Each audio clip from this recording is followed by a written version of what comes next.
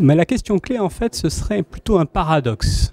Hein, c'est le paradoxe qu'on vit dans un monde que l'on dit être un monde de mondialisation. Hein, et dans ce monde de mondialisation, il n'est pas certain que l'on soit de mieux en mieux informé sur les réalités internationales. Donc, plutôt que de poser une question, je voudrais poser un paradoxe. Pour répondre à la question, ça c'est le paradoxe. Pourquoi est-ce qu'il y a ce paradoxe?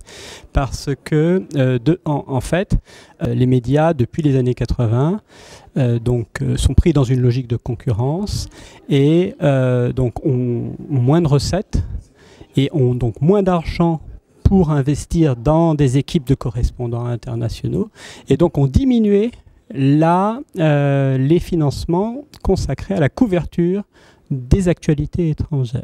Et donc, au même moment où se développaient des logiques de mondialisation, on accordait dans les médias nationaux de moins en moins de place à l'actualité étrangère, donc internationale.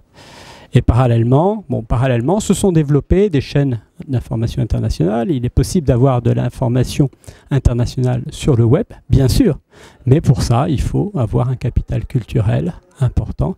Et donc, la majorité de la population, alors qu'on vit dans un temps de mondialisation, a moins d'informations sur la réalité internationale. Voilà.